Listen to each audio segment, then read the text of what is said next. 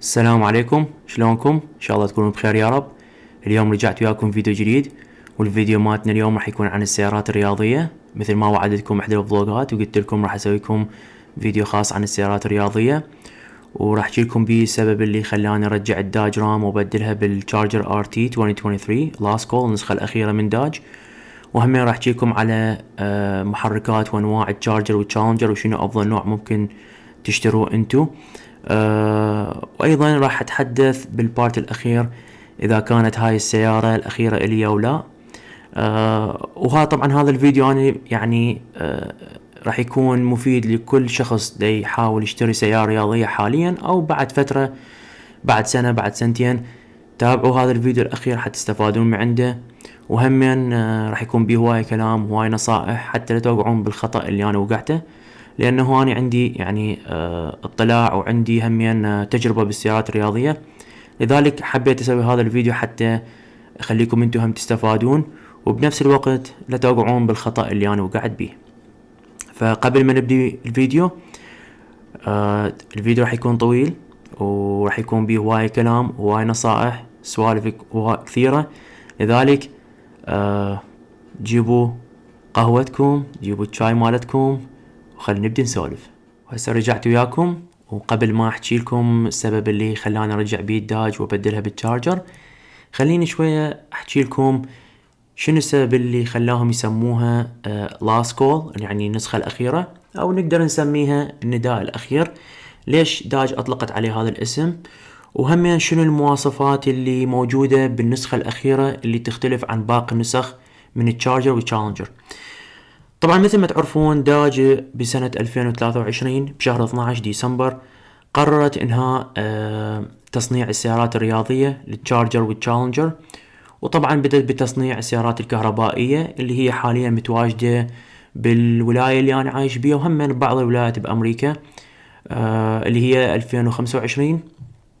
ومثل ما تعرفون كان يعني بالنسبة لي أنا أشوفه بشي غريب، لأنه صعب يعني بالأخص إحنا الجيل ماتنا صعب إنه واحد يتقبل يسوق سيارة رياضية على الكهرباء. أنا بالنسبة لي أشوفه بشي غريب. ممكن للجيل القادم راح يكون فشي عادي بالنسبة لهم، ممكن يحبوها أكثر من عندنا، بس أنا بالنسبة لي يعني مستحيل أقدر أقتنع بأنه أقدر أسوق سيارة رياضية على الكهرباء. بس مثل ما شفتوا يعني داج قررت هذا الشيء وانهت التصنيع، وبالنسبة لي كان يوم حزين، لأنه داج بذيك الفترة كانت الإقبال عليها كثير، وكانت الناس تحب هاي السيارة، ولحد هاي اللحظة على فكرة الناس تعشق التشارجر والتشالنجر. لذلك كان يوم حزين لكل عشاق السيارات الرياضية. فاللي صار هو انه داج قررت سمتها بهذا الاسم لانه رادت تقدم فتشي لكل محبين وعشاق الداج.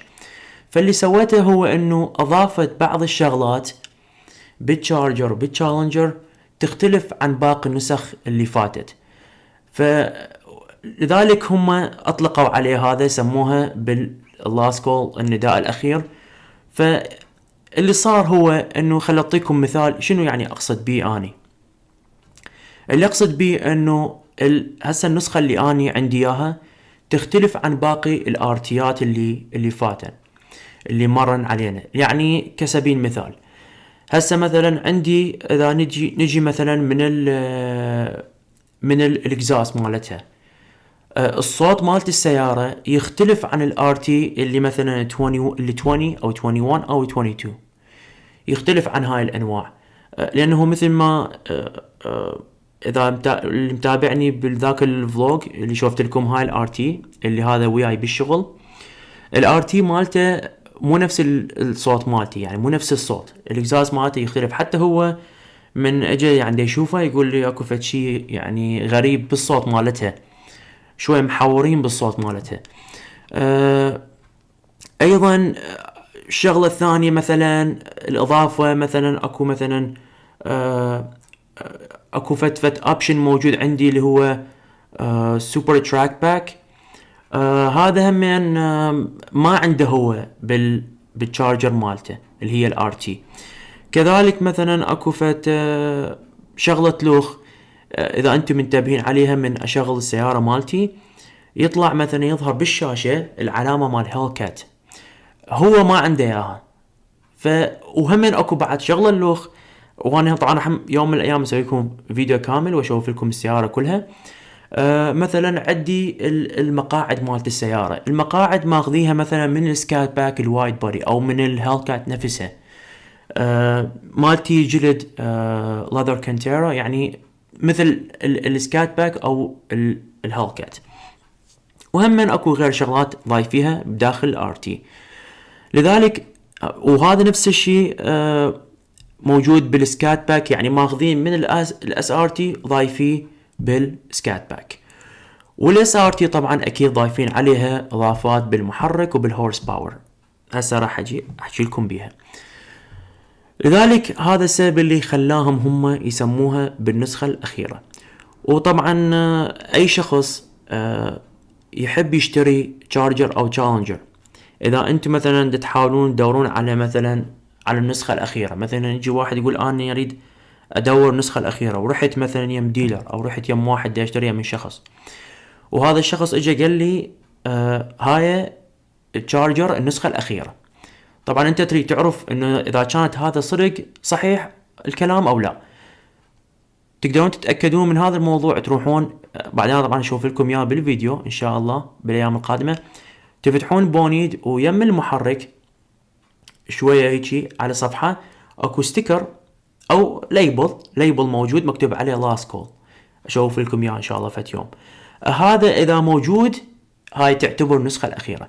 بس اي شخص يعني تريد انت تشتري سيارة دا يبيع لك اياها وتريد تتأكد معدل هي نسخة اخيرة او لا، اذا ما موجود عليها هذا الليبل فهي مو نسخة الاخيرة. يعني ممكن هسه تروح لكم ديلر يجي يقول لك مثلا هاي 2023 وهي مثلا سنة 2022 او 21، بس هو حاسبها على 23. انت اذا تيجي تتأكد من هذا الموضوع روح شوفها يم المحرك، اذا موجود هذا الليبل هذا يعني هي النسخة الاخيرة. وهمين النسخة الأخيرة مثل ما قلت لكم تختلف عن باقي النسخ، وطبعا هي أكيد راح تكون هم مثل ما قالوا بداج احنا نريد نقدم هدية لكل عشاق هاي السيارة. أنا أعتبرها صراحة أجمل هدية حلوة لأنه تختلف عن باقي السيارات. وهمين أنا بالنسبة لي أشوفها فتشي يعني مثل شلون احنا نقول راح يظل مثل شلون تراث، فتشي يعني فتشي تحفة انت راح تظل عندك. بس همين تعتمد بعد الواحد شلون يحافظ عليها. ممكن ما تعرف شنو ممكن يصادفك، ممكن حادث او فشي لا سامح الله السيارة تروح، اكيد راح يعني واحد ينقهر بانه راحت عليه السيارة. فهذا السبب اللي خلاهم يسموها بالنسخة الاخيرة. هسه راح احكي لكم السبب اللي خلاني ابدل هاي السيارة. وهسه راح احكي لكم عن السبب اللي خلاني ابدل الداج رام بالتشارجر. طبعا قبل كل شيء خل احكي لكم شنو اول سيارة كان عندي من جيت لامريكا، وشلون صار عندي اول سيارة اللي هي تشارجر. طبعا بالبداية اول ما جيت لامريكا وطلعت اللايسن ما كان عندي سيارة، كنت اخذ سيارة مال اهلي اللي هي كنت اسوقها اللي هي كانت بونياك جي 6. بذيك الفترة كنت اسوقها بس على مود اروح بيها الكلية واروح بيها شغلي، يعني بس اقضي بيها مشاويري، بس ما كان عندي سيارة باسمي اني ولا رقم ولا هاي. وبديش الفترة كنت هسه دا اشتغل وشوية شوية بدا يعني صار عندي شوية فلوس الحمد لله. بعدين صار وياي حادث بالسيارة والسيارة راحت دامج. وبعدين طبعا اني بديش الفترة قلت خلص حان الوقت انه واحد يبدي يشتري سيارة ويعتمد على نفسه، وهم يصير عندي رقم باسمي وكافي. يعني بعد ما يعني حتى واحد لا يشاركني بهاي السيارة تكون سيارة مالتي اني، وهمين مثل ما قلت لكم واحد يعتمد على نفسه.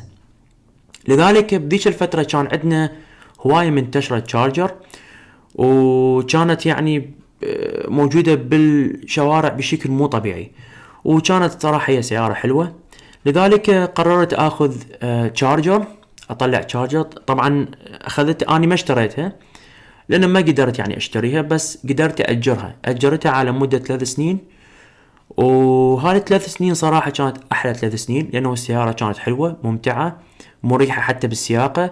ما غير أنه هي معروفة تشارجر، كانت هي SXT 3.6 V6، من أجمل وأروع السيارات على فكرة. يعني مو هي، أنا ما أشوفها، يمكن هي مو للعزابي أو يعني واحد سينجل، لا، حتى للعوائل. يعني للعائلة أنا أشوفها من السيارات اللي مرتبة اللي واحد يقدر يشتريها. لذلك قررت انه اخذ هاي السيارة، وهم تكون تجربة اولى الي، شوية شوية واحد يقدر حتى يصير عنده اطلاع على السيارات. فطبعا اخذتها وسقتها على 3 سنين، ومثل ما قلت لكم كنت مرتاح بيها، وسيارة حلوة وراقية. لكن بعدين همين رجعتها، ما اشتريتها ولا سويت اي شيء، رأسا رحت بدلتها بالكاميرا. طبعا ما راح احكي لكم على كل السيارات اللي كانت عندي يعني التفاصيل كلها. اذا تحبون كتبوا لي بالتعليقات، اقدر اسوي لكم فيديو خاص عن السيارات اللي كان عندي اياها.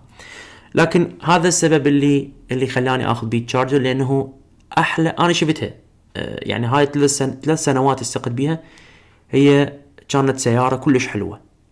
يعني ما كان عندي اي ما كان بيها اي سلبية، بالعكس يعني سيارة حلوة مرتبة. وهمين شفتها مناسبة إلي، بأنه أقدر أسوقها شغلي، أروح بيها الكلية أو أي مكان، لأنه يعني ما أريد سيارة تخليني أصرف بنزين هواية ودهن وهاي السوالف. تدرون السيارات الرياضية تكلف هواية. فهذا كانت سيارة الأولى إلي باسمي، هي كانت تشارجر SXT. بس هسه حاليا كان عندي داج رام 2020. طبعا داج رام هي من السيارات القوية، سيارات صراحة يعني مفيدة بكل شيء. واني السبب اللي ما متابعني، عندي فيديو منزله اللي قلت لكم ليش انه اني بعت سيارتي، بعت البي ام وبعت الجيب همين. طبعا بعتهم السيارتين حتى اشتري الداج رام، وهمين اخذت الداج رام لانه تفيدني بشغلي، لان اشتغل شغلين، بس تفيدني من اروح للشركة. وهمين عندي شغل الاخ اللي هو طبعا هم راح احكي لكم، لان اكو بيكم طلبوا من عندي بذاك الفيديو احكي لكم عن شغلي وشنو اشتغل. ان شاء الله راح اسوي لكم عليها فيديو. فكانت تفيدني الشغل الاول، وهمين الشغل الثاني اللي هو يخص السيارات ديتيلينج، فحتى اشيل بيه غراضي همين. فكانت سيارة صراحة كلش حلوة راقية، انه واحد يستفاد من عندها، يشيل بيها غراض. تدرون بيك اب تشيل بيها اي شيء، وتدفع هم اشياء تدفع بيها. ما غير انه حتى يعني الداخل مالتها تكون مريحة وحلوة وكبيرة وواسعة كلش. الداج رام سيارات واسعة تكون كلش كبيرة حجمها، وهمين تفيد يعني العائلة. بس اللي صار هو انه اني ذيك الفترة بسبب الشغل اللي اني فتحته، يعني البزنس كان عندي، هواية صرفت عليه، وهواية يعني خليت فلوس على الغراض. ما غير انه اني هاي كانت كل فلوسي خالها بهاي السيارة الداج رام. يعني كانت فلوسي رايحة للداج رام، كانت فلوسي رايحة للشغل، يعني منه وما غير اكو غير مصاريف واجهتها. فكنت صراحة محتاج شوية فلوس، شوية ضايقت. ما غير انه انا حجيته بذاك الفيديو، وهسه همين اللي ما يعرف يعني حاليا انا يعني مقبل على مرحلة جديدة بحياتي، مثل ما نقول مرحلة كلش يعني صعبة. ان شاء الله بهاي السنة اذا الله تمامها بخير وفضت، طبعا راح يكون زواجي بهاي السنة، وان شاء الله كل شي يصير، ان شاء الله كل شي يتم بخير. فهذا همين سبب اخر اللي هم خلاني احتاج شوية فلوس. لذلك واجهت شوية بعض الشغلات اللي خلتني انه اني ارجع الداج رام، لان مثل ما قلت لكم كانت فلوسي كلها بالسيارة. واني هاي هم النصيحة لكل شخص، بالاخص بامريكا، بغير يعني دول الشرق الاوسط، يعني دول عربية ما اعرف شلون عندكم السيستم مالتكم. لكن اني انصح اي شخص لا يخلي كل فلوسه بالسيارة، لا تخلي كاش وهواية، لا تدفع كلها للسيارة، وخذها اقساط، ادفع عليها اقساط. اني ما كنت ادفع عليها اقساط هم هاي الداج رام، بس اني خليت عليه هواي كاش، يعني خليت داون بيمنت هواي كاش، وهذا كان غلط مني اني. لذلك هاي هم هسه تعلمت وصححت الخطأ مالتي. فاللي سويته هو اني قررت ارجع الداج رام مالتي وابدلها، ويعني اراوسها بالشارجر. بذيك الفترة طبعا دا اسوي الريسيرش مالتي، البحث مالتي، انه اريد اشوف لي على شارجر حلوة، شارجر ما تكون ماشية هواية، ما بيها حادث ولا اي شيء. اني ما يعني سيارات شوية ما اشتريها من اي ديلر، او ما اشتريها من ناس، مو لان ما اثق، بس المشكلة شوية سيارات تكون صعبة شرائها، محيرة، لانه ما تعرف ممكن شنو يواجهك، او ممكن شنو موجود بذيك السيارة. وانا طبعا هم اقدر احكيكم على هاي الشغلات لان عندي تجربة بيها. هواي اكو ناس يعني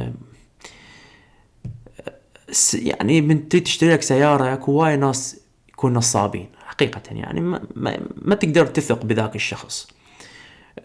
يعني حتى ما يحكي لك على الحوادث اللي مرت بهاي السيارة. فاني قررت لا اخذها رأسا من الديلر. فكدا اسوي البحث مالتي بالصدفة.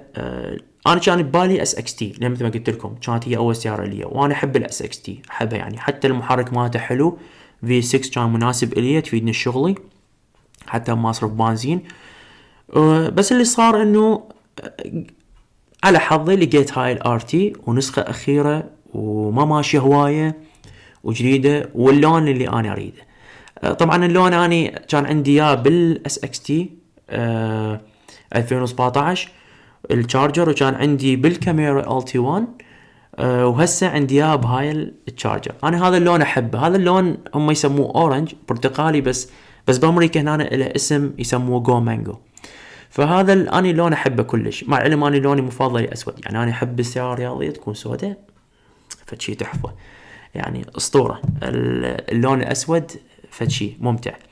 فقررت انه اخذ هذا اللون، شفته مناسب الي وما ماشي هالقد مثل ما قلت لكم، وسعرها مناسب. فاللي صار انه يوم كنت همشي قاعد اشرب القهوة مالتي، قلت خلص هاي خلي اخذها.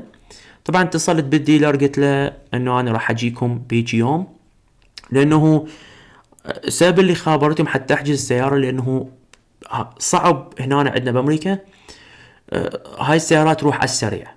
ويعني مو شرط الا مثلا شخص من الولاية ياخذ هاي السيارة، لا، ممكن يجون من غير ولايات ياخذوها.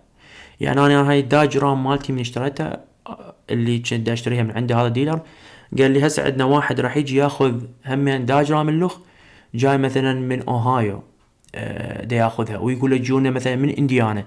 تدرون هنا راسا تقدر تسويها اونلاين، توقع، واذا عندك سيارة تقدر تسويها تريد، يعني تبدلها، بس مجرد تنطيهم معلومات وكل شيء يعني يتم المعاملة تخلص على السريع. هو بس يجي يستلمها، ينطيهم السيارة وخلاص. فهو قال لي يجينا واحد من هناك راح يجي يستلم هم سيارة من عندنا. فانا قلت حتى لا تروح من عندي، خلي من هسه اخابرهم واحجزه. اجى اليوم، طبعا انا كنت مشتغل 12 ساعة، كنت مشتغل من الساعة 7 للسبعة الصبح، وصارت 7 الصبح. هذا السبب ما خلاني اصور عليه فلوج. انا عندي فلوج مسوي على البي ام دبليو، بس ما سويت فلوج على هاي، لانهم المشكلة الساعة 7 الصبح وما عندي شحن بالموبايل، يعني شحن مصفر، وما قدر، ما عندي كاميرا للوخ. لذلك انا هم ليش اخذت هسه كاميرا اشتريتها، لانه حتى اقدر اصور بيها براحتي.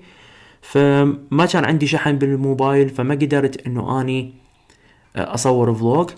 وطبعا خلصت شغل، رجعت للبيت، سبحت ورحت عليه، لانه الطريق كان عليه ساعة، يعني سقط ساعة من البيت لحد الديلر. وصلت هناك، هم طبعا هسه كان يعني دا يفتح الديلر، هم ب9 يفتحون. فدخلت عليهم وحكيت لهم انه انا اريد ابدل السيارة مالتي، اراوسها بهاي الشارجر. طبعا اجى اول مرة علي انطالي سعر اني ما اقتنعت به، اجى علي مرة ثانية ما اقتنعت به. تدرون هنا الديلرية يكسر هواي بالسيارة، وبعدين اجى علي مرة ثالثة انطالي سعر قبلت به، لانه ما كان عندي غير خيار صراحة. هنا صعب واحد يقدر يبيع هيج سيارة بالاونلاين او بالفيسبوك ماركتينج بليس. هواي ناس يقولوا لي روح بيع سيارتك هناك. هي المشكلة مو هنا، المشكلة انه هي السيارات بهيجي يعني بهيجي قيمة مو اي شخص يشتريها من عندك. يعني انا مثلا لانه انت ما منطي له اي شيء، ما منطي له اي ضمان ويا هاي السيارة. يعني ثاني ما اروح اشتري سيارة ب50 او 40 الف من شخص هو دا يبيعها. ليش؟ لانه ما منطي لي اي شيء وياها، فما اقدر اني اشتريها من عنده، ما اقدر اخلي كل هاي الفلوس. يجوز انا ادفع هاي الفلوس بعد تطلع السيارة مدعومة او سيارة بيها فد شي بيها عطل، اجي انا اذب عليها 50-60 الف على شنو؟ فالناس تخاف تخلي فلوسها بهي السيارات، فتفضل تروح الديلر، حتى الديلر ينطيك ضمان، ينطيك الانفورميشن، المعلومات اللي تخص هاي السيارة من اول ما سووها، اول ما بنت السيارة، اول اونر اخذها، يعني اول شخص ساقه، وينطوك كم مرة غيروا الدهن مالتها، شنو العطلات صارت بيها. يعني الديلر اكثر ثقة بيه. طبعا الديلرية الكبار، انا ما احكي على هذول الديلرية صغار، هذول اللي ياخذون سيارة مدعومة يصلحوها ويبيعوها، او غرقانة ماشي يعني انا هاي الشغلات قلت لكم تحبون احكيكم عليها، اقدر اسويكم فيديو عليها. لذلك انا ما احكي على هذول الناس، انا احكي على ديلرية كبار. فاللي صار بالمرة الثالثة من اجى عليها قلت له خلص، وافقت على السعر، والحمد لله صارت كلها، وقعت على الاوراق، وهمين طبعا خليت عليها داون بيمنت. اني خليت داون بيمنت على الورنتي، لانه الورنتي انا اخذته، طبعا انا مسوي اقساط على 7 سنوات هاي السيارة، ومحتاج هذا الورنتي لانه تصنيع من عندها بعد ماكو، مثل ما قلت لكم ما يصنعون من عندها، فاريدهم هم يعني اي شيء. خليت اني على المحرك، وخليت على الكهربائيات، وخليت على الويل همين، هذا اللي انا خليته عليه، خليت الورنتي، يعني اي شيء يصير بذول هم يبدلوا لي ويصلحوا لي. فهذا اللي اني سويته، انه وافقت والحمد لله صارت. وطبعا اجيت للبيت اني يعني فرحان بيها، كانت سيارة حلوة، ولحد الان صراحة اني يعني ابد ما ضوج من عندها، بالعكس سيارة حلوة، واني هذا اريده، والحمد لله صارت من نصيبي. طبعا المشكلة انه هاي السيارات مثل ما قلت لكم بعد ماكو من عندها، فلذلك اني يعني قلت خلي اخذها، لانه ما اعرف شنو راح يصير بالمستقبل، ابدلها ولا. هاي راح احكي لكم عليها بالبارت الاخير.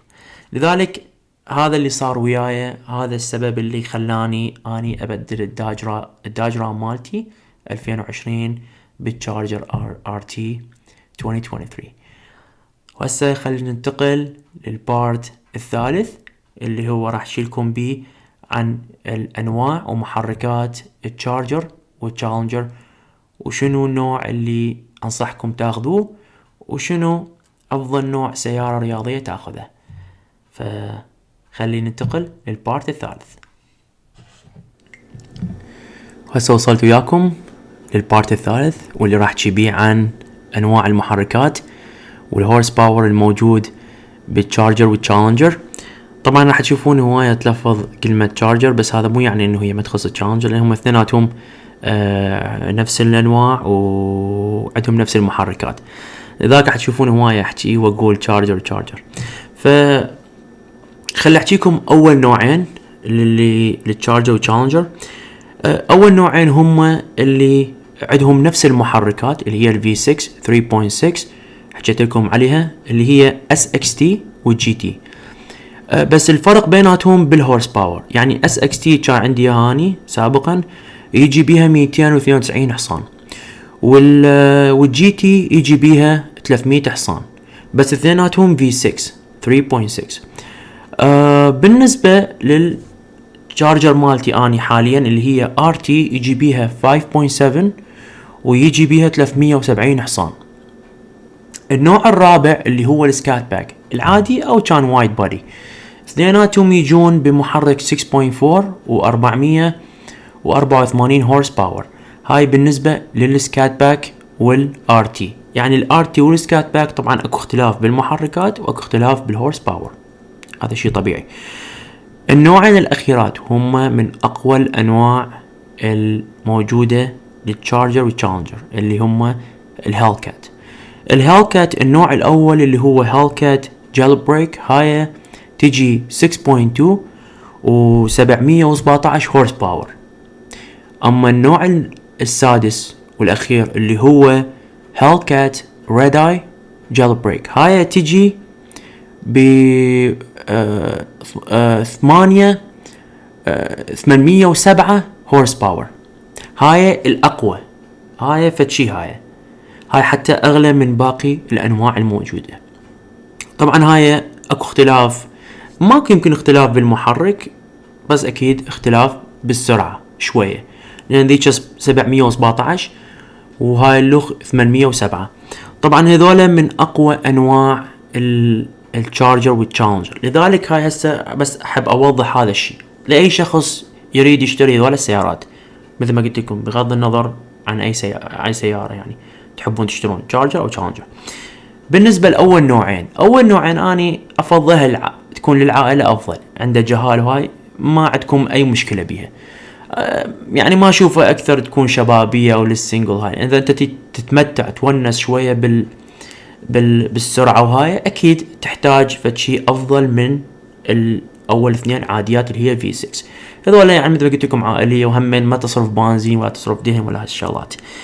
أما النوع الثالث والرابع اللي هو ال RT ال 5.7 وال 6.4، طبعا هذول يكونوا شوية سيارات ممتعة، مو سريعات أكيد، بس يعني سيارة ممتعة شبابية حلوة. شلون هسه أنا هاي عندي، وأكيد السكات باك وايد بودي فتشي حلو مرتب، حتى الديزاين مالته أحلى من ال RT حقيقة. يعني بالأخص هذا الوايد بودي مالته تبينه شوية اجريسيف، شوية تكون واحد يعني فتشي وحش عبالك. لذلك اشوف اني هذول الثاني الثالثة والرابعة افضلها تكون شبابية. وهمن اذا شخص دا يفكر، يعني شخص شلون نقول امكانيته المادية مو هالقد، احنا دائما اتكلم بهذا الموضوع لانه اكيد هي واحد حسب الامكانية اللي عنده. يعني اذا عندكم هيك شيء تقدرون تشترون الارتي او السكات باك. طبعا السكات باك اغلى من الارتي. لذلك هاي يعني أنا أشوفها تبقى عندكم أنتو بعد. لكن هسه خليني أحكي على للأشخاص اللي مثلي، لعشاق السيارات الرياضية وعشاق السرعة. لو أنتو مفكرين تشترون سيارة رياضية وسيارة قوية بالمحرك وبالسرعة، فأني أفضل تاخذون احنا شلون نقول اللي موجود بالتاب ليست، يعني موجود بالاول قائمة اللي هو الهالكات. يعني اني نصيحة مني لكم اي شخص مثل انا قلت اكو ناس تحب سيارات رياضية بس يقدر ياخذ هالعادية، انواع العادية مثل شلون هسه مثلا الكاميرو عندها LT1 SS، هاي عاديات، هذول هورس باور عادية مو سوبر تشارج.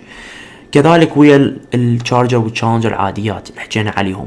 وهم الموستنج هسه مثلا الموستنج نفس الشيء، انواعها عندها اكيد الاسطوره مثل ما نقول النوع الاقوى اللي هو موجود بالموستنج GT 500. هذيك فتشي، هذيك يعني اقوى سياره.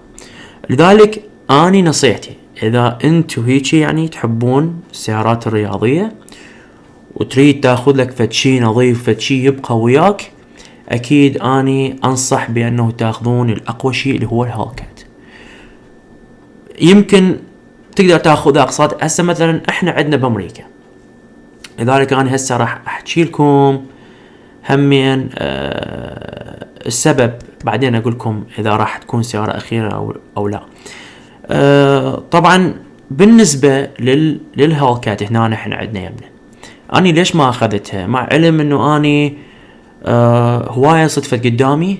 وعلى فكرة اني وصلت لحد انه اوقع العقد، يعني اوقع واخذ السيارة. طبيت للديلر شفتها وانطالي بيها سعر، سوالي اياها كانت هي ب94. تدرون هنا ضريبة وتاكس وهاي سوالف، وصلت لحد 100,000 وكان اقدر اراوسها ويا البي ام دبليو. بس المشكلة هو يعني خطية، حتى هو الولد اللي انا اعرفه يعني بالديلر قال لي انه اني اسوي لك اياها هالقد وكل شيء، يعني هذا اللي اقدر اساعدك بيه.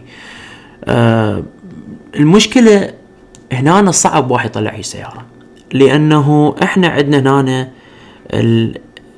البيمن مالتها غالي، الدفع مالتها غالي، ما غير بنزينها وما غير الدهن مالتها وغير شغلات اللي تتعلق بالهالكات. فالهالكات شفتها اني بالنسبه لي، وقلت لكم حكيت لكم ببدايه الفيديو بانه حاليا اني صعب انه اخذ هالكات، صعب كلش انه انا اخذ هالكات هسه، او افكر مو بس بهالكات، هالكات او غيرها مثل جي تي 500 او كاميرو زي ال 1 1 ال، لان هم هذولا اني انصح بهم اي واحد. اذا تريد عضلات امريكيه وتشتري سيارات امريكيه، روح للي الاعلى واحد. يعني هسه الداج عندهم الهالكات، هذا اعلى واحد. تروح على شوفليت عندهم زي ال 1 1 ال، هذا اعلى واحد. تروح على الفورد كذلك عندهم الجي تي 500. اذا تريد فد شي قوي، فد شي تتونس بيه، فد شي تمشي بالشارع يلفت النظر، وفد شي يعني اي سيارة توقف يمك تسابقها. انا هيك شي يعجبني، انا يعجبني اسابق ويعجبني السرعة، احبها كلش. بس هاي همين بعدين سجح فيكم فد شغلة عن السرعة. فاني شنو اقول؟ نصيحة مني لكم، اذا انت تفكرون تشترون سيارات لا تروح على السيارات الصغيرة، راح تصرف فلوسك، راح تذبها هيجي. يعني انا لما كنت هسه دامر بهذا الوضع وقلت لكم اخطأت كثير، لانه اني وصلت لحد انه اخذ هالكت بس ما صارت، جزء مو من نصيبي. وحتى بعدين رحت ورا فترة عاد اخذها ما لقيتها، كان واحد ما اخذها صراحة. كانت فد شي حلو، اللون مالتها كانت سودة بس، وكانت وايد بادي هالكات 2023 كانت فد شي، بس ما قدرت لانه اعرف بانه ما اقدر ادفعها. يعني ما عندي القابلية انه اني ادفع شهريا، لان هنا اذا اريد ادفع غير اقل شي محتاج لي فد نقول 1700، هاي بس البيمنت تدفع شهريا لها، او جزء 1800 حسب انت الداون بيمنت تخليه، بس هي سعرها 100,000 يعني غالية كلش. ما غير عندك الانشورنس، احنا هنا عندنا التأمين مالتها كلش غالي، يعني اقل شي اسانا هاي ادفع عليها 300. فما بالك من يكون عندك الهالكات راح تدفع عليه على الاقل $500 اذا مو 600. زين، من هنا عندنا البنزين تخلي لها بنزين محسن يعني 3، هذا همين فلوس. يعني انا سامع وعندي اطلاع شوية عليها، يقولون بنزين تصرف هواية، تاكل هواية اكثر من الانواع الموجودة، لانه محركه قوي هورس باور، يعني كل دوسه جالن راح، فهاي هم صعبه. زاني هم يراد لي شقد اقل شي يراد لك مثلا الشهر ب4 اسابيع، اذا مثلا باسبوع، اذا كل 4-5 ايام تملي بنزين، هاي يحتاج لك انت بالشهر تقريبا خلينا نقول فت 250-300 او اكثر، يجوز اكثر بس بنزين. فيعني الوضع كله شفته مو مناسب الي، فهذا اللي خلاني انه اني لا اتجنب هذا الامر. قلت لا ما افكر هسه بيه، خلي بس شويه مثل ما نقول نستقر، مثل ما قلت لكم بالاوضاع اللي امر بيها حاليا. خلي واحد شويه يستقر يشوف نفسه، خلي هاي شويه سياره وياي، وان شاء الله بعدين واحد يفكر يبدلها. فبالنسبه اي شخص دا يفكر يشتري سياره يروح لهيك انواع. ومثل ما قلت لكم، واكو بد شغله احب اقول لكم اياها تخص الهالكات. طبعا اتمنى من عندكم اذا واحد يعرف بهذا الشيء يفيدنا ويكتب لنا بالتعليقات. احنا عندنا هنا فد شغله حاليا دا تصير بامريكا، وصراحه يعني مع الاسف اكو هيك اشخاص وهيك ناس عندنا بامريكا، بانه حاليا دا يصير سرقات على الهالكات بشكل مو طبيعي، مثل ما تكلمنا ببداية الفيديو، بسبب انه الشركة وقفت تصنيع السيارات والناس تحب هاي السيارة، لذلك تشوفون انه السرقات موجودة بشكل مو طبيعي. وبغض النظر وين كنت انت عايش باي ولاية، ما هي امريكا بصورة عامة كلها هواية جاي يسرقون هاي السيارات. وهذا الهم من السبب اللي خلاني انه اني ما احبه. يعني شوف قد الشخص يكون عاشق لهاي السيارة بنفس اللحظة يكرهها بسبب هيك امور، بسبب مصاريفه وبسبب اللي السرقة اللي تصير عليها. يعني هسه يعني الناس حتى بدأت تخاف تخليها بالجراج مال البيت مالته، او مثلا هسه اذا انا عندي اياها اروح اقعد بمطعم او اروح الشغل او اروح مكان، تخاف عليها ممكن يجوني يبوقوها. زين اني اذا كل مرة اذا اجي اطلعها ويجي كل مرة يحاولون يبوقوها، يا يكسرون الجامة يا يسوون فشي او يكسرون ستيرن او يسوون زين هاي كلها هم راح اصلحها حتى لو ما باقيها، حتى لو راد يعني حاول يباقى وما قدر، هاي الشغلات كسرها هم لازم راح اصلحها. وصارت هواي مواقف ويا عالم. يعني اليوم حاليا صراحة ان كثير ناس صارت ما تحب الهالكات وما تريدها وما تشتريها. هذا همين فت موقف صار ويا ديلر من شدة اخذ الداج رام. طبعا تدرون بارك يعني بارك بيه السيارات مالته تقريبا لاين كلش كبير، يعني طويل كلش، موجود كلها مسطرة الهالكات والسكات باك، كل انواع التشارجر والتشالنجر. فاني سألته قلت له يعني هاي شنو هاي كلها، ليش تعتبر يوزد كار؟ يعني اعتبروها من السيارات المستخدمة هم مو من نيو كارز. قلت له ليش هيجي؟ قال لي هذول تعرف كلهم هذول تجوي اصحابها طلعوها من الديلر وما طولت عندهم شهر ونص رجعوها لنا، لان كلهم جاي يعانون من مشكلة السرقة. كلهم دا هواي يجون اشخاص يحاولون يسرقون السيارة، فضاجوا من هذا المسألة. فقال لي هذا السبب اللي تشوف كل هاي السيارات موجودة هنا. يعني صراحة الشغلة كلش مزعجة اللي احنا دا نمر بها حاليا بأمريكا. ولذلك اتمنى من عندكم اذا شخص يفيدنا، اذا هذا الشيء موجود عندكم بالدول باي دولة، بغض النظر باي دولة انت ساكن، جد بعراق او غير عراق، فيدونا وكتبونا بالتعليقات اذا عندكم نفس المشكلة. وهاي همين راح اقول لكم فد شغلة عليها. ليش هساني ارغب اخذ هي السيارات حقيقة؟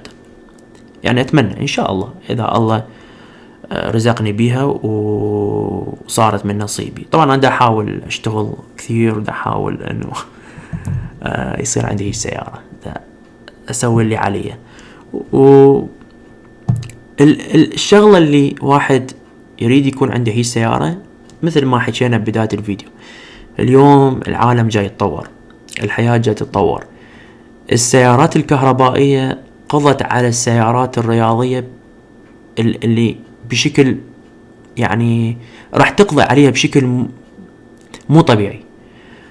يعني ومثل ما قلت لكم التقبل، لازم الشخص يتقبل بأنه يسوق هي السيارات. أنا بالنسبة لي ما أقدر، لأن ما متعودين هيك يسوق، يعني ما ترهم السيارة الرياضية تكون على السيارة الكهربائية. فمن أنت تكون تملك هي السيارة، ليش حكيت لكم تكون تراث؟ شلون هسه مثلا انت عندك آثار، هاي نفس الشيء حيصير مثل الأثر، يصير عندك آثار بس ببيتك.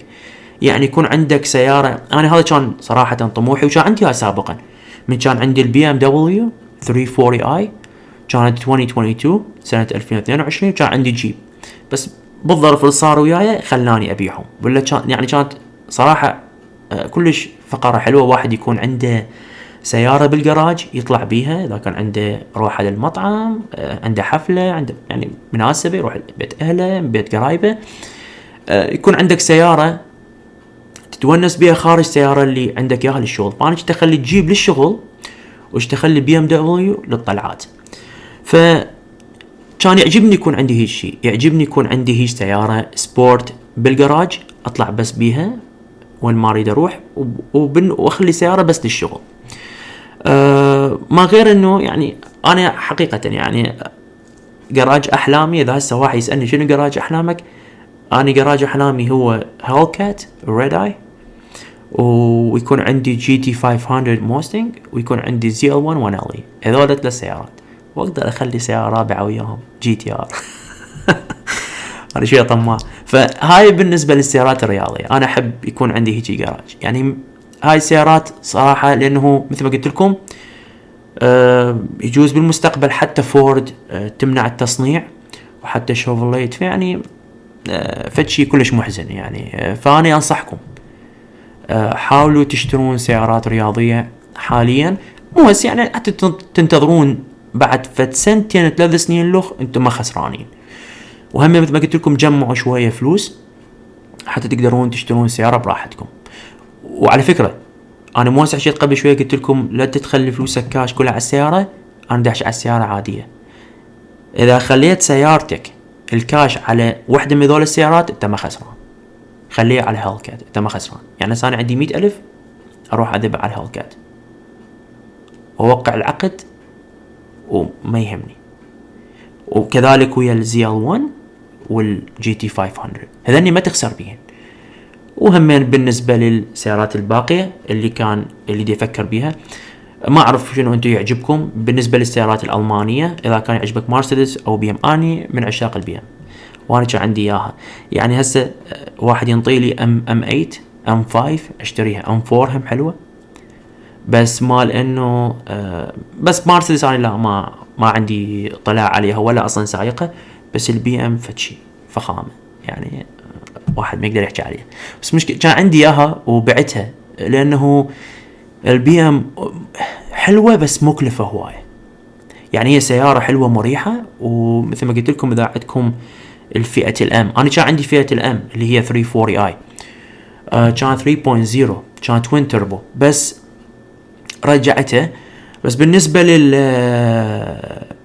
للباقي يعني الانواع البي ام لا، يعني هاي تسوى فلوسها واحد يدفع عليها. بس مشكله مصاريف هوايه يعني. الصيانه مالتها كل مره اروح يقول لي مثلا هذا تغير، هذا فلتر او تايرات، والدهن مالتها مزعجه كلش ومصاريف هوايه. بس يعني واحد لو عنده الامكانيه لا، اكيد انصحاني تاخذ بي ام دبليو، افضل حتى من الامريكي. بس كل واحد بعد تبقى يمه. فهاي نصيحتي لكم. بس مثل ما قلت لكم هاي الحاله، هاي الاسباب اللي انا تخليني ما اخذ الهالكت، يعني ما اعرف شنو راح يصير بالمستقبل.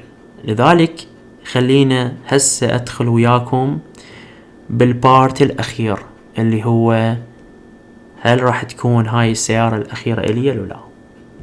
شوف، انا حكيت كل الشغلات كل التفاصيل. حاليا لا، ما اقدر، مستحيل، يعني حاليا مستحيل افكر انه انا ابدلها، حتى يمكن مو هاي السنة ولا السنة اللي وراها، لحد ما اشوف شنو اني اقدر اسوي.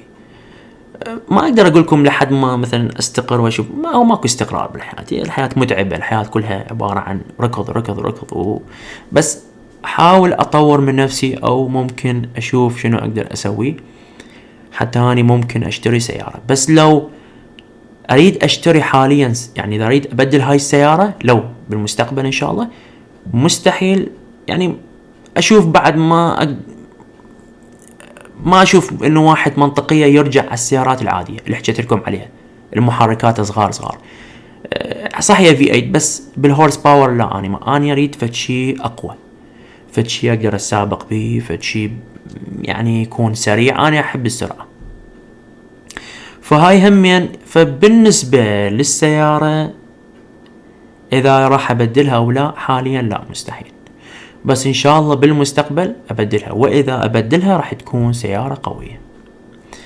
هاي بالنسبة اذا كانت السيارة الاخيرة الي او لا، مثل ما قلت لكم.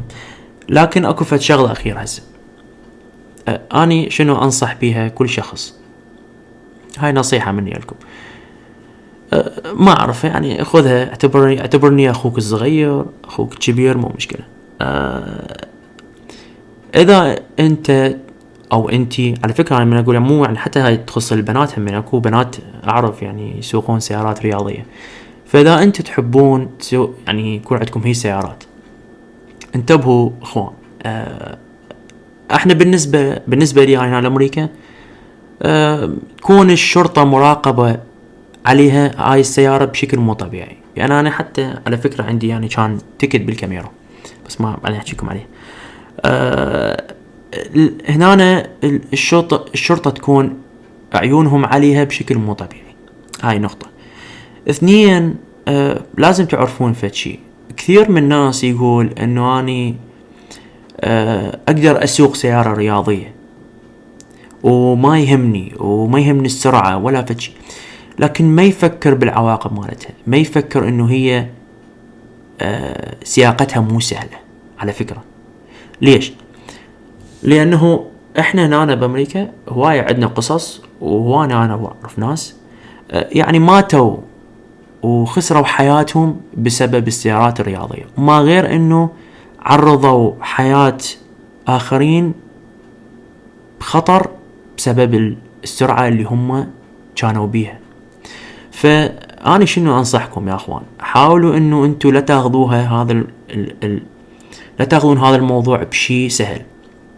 يعني انا اشوفه وجهة نظري، اي سيارة دفع خلفي خطرة، نقطة راس سطر. اي سيارة دفع خلفي خطرة. يعني انا الكاميرو كان عندي LT1 مرة صديقي ساقه، بس راد يلوف فيك، يعني كان يجربها بس دا يلوف هي افترت، فهو استغرب قال شنو هاي، يعني مو سيارة سهلة. فما بالك لو عندك الاقوى الهيلكات وغيرها من السيارات، هذولاك يعني بصبع تفرهم، لان السيارات قوية، الهورس باور مالته قوي.